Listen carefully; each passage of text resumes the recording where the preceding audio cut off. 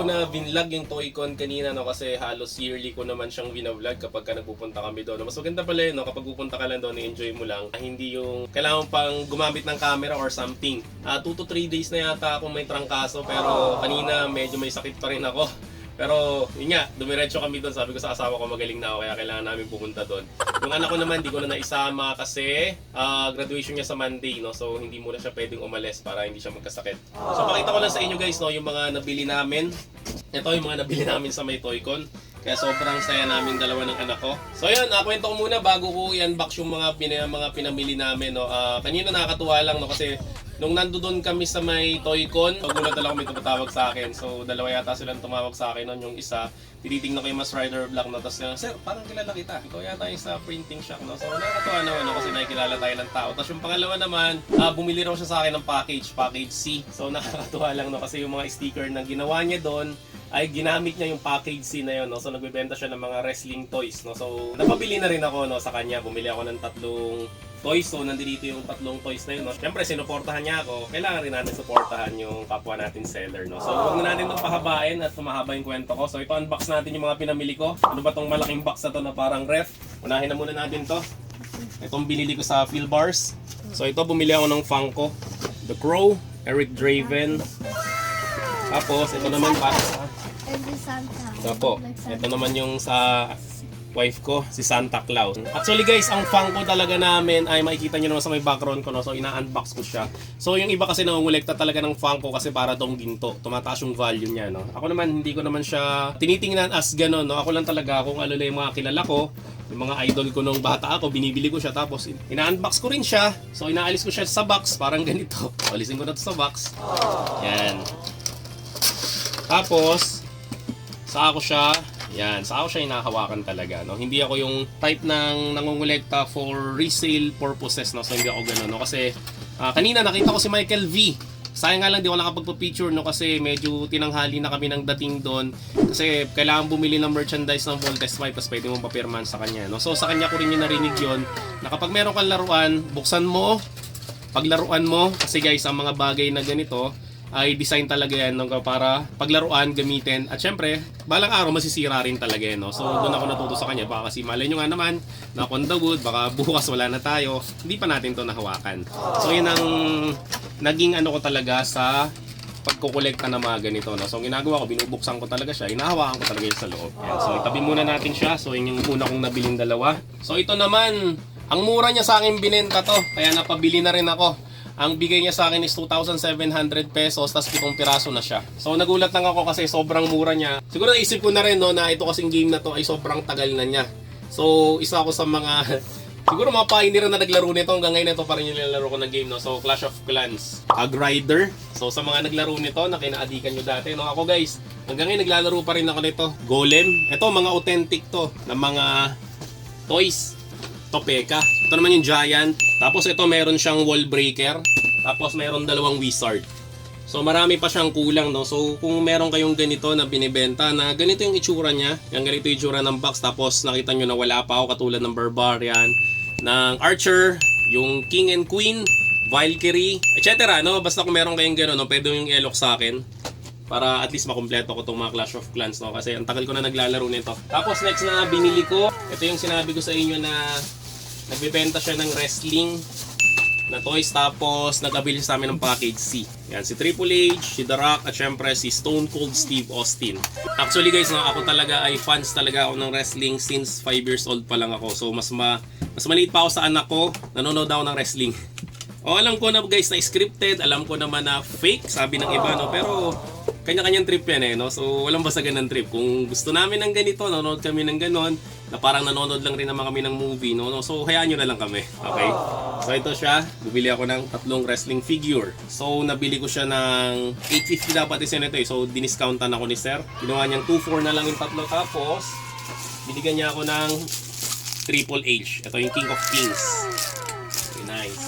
Tapos, ito yung una naming nabili. So katulad nga no sinabi ko, no, hindi talaga ako collector ng mga mint na mga Funko, no. So ako gusto ko lang makita yung mga childhood na mga toys na pinapanood namin, no. So ito siya. Mga Sailor Moon naman, no, para sa asawa ko naman to. Ito Sailor Mars. Venus. Sailor Venus pala to, sorry. Yun, alam ng asawa ko. Si Uranus saka si Neptune. Saturn pala. Diba si Saturn yung Bata. yung orange yung buhok.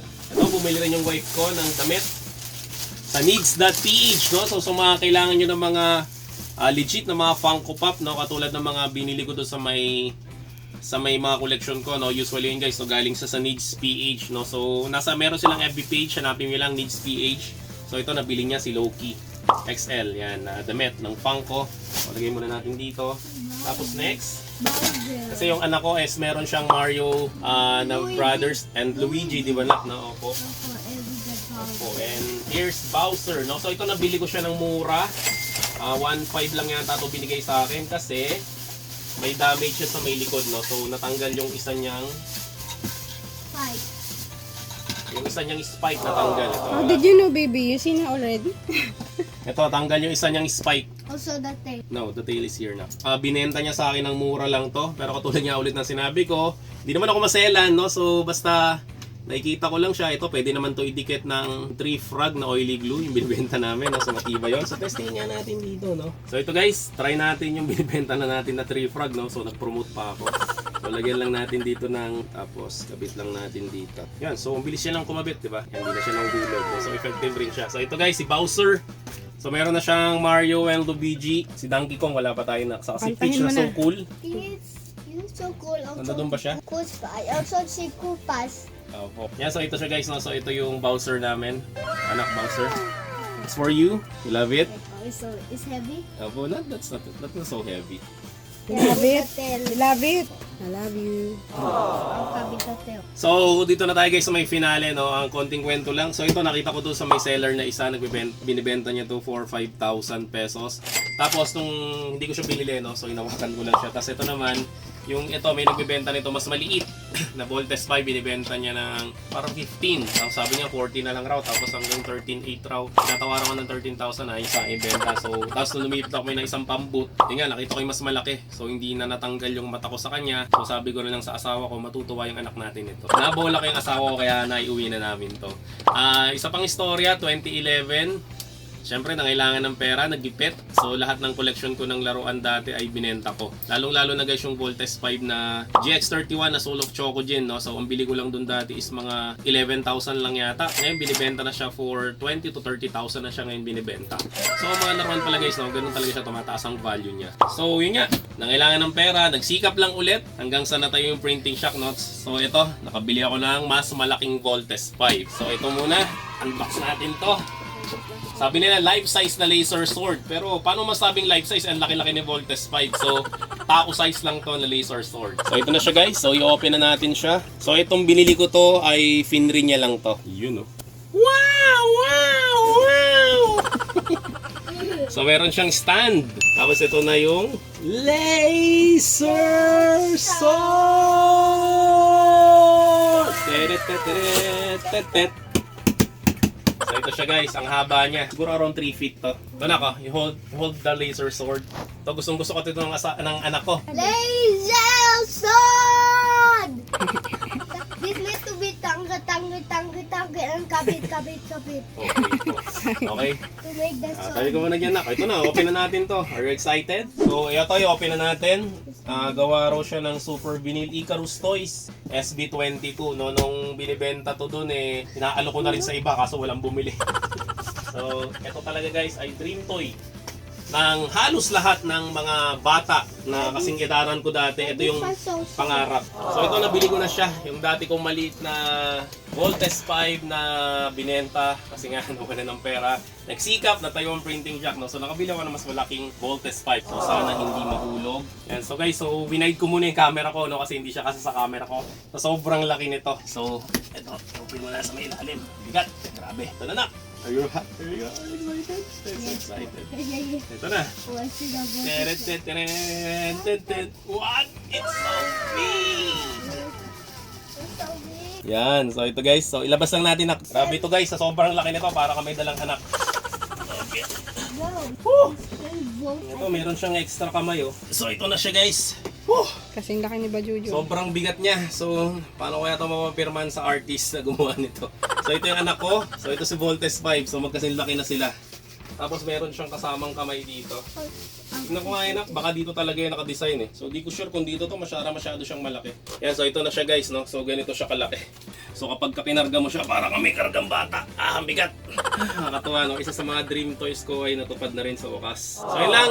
Enjoy muna namin to ng anak ko, no? Kasi akit ko pa to sa taas para i-display namin. So, maraming salamat sa panonood nyo. Ayos.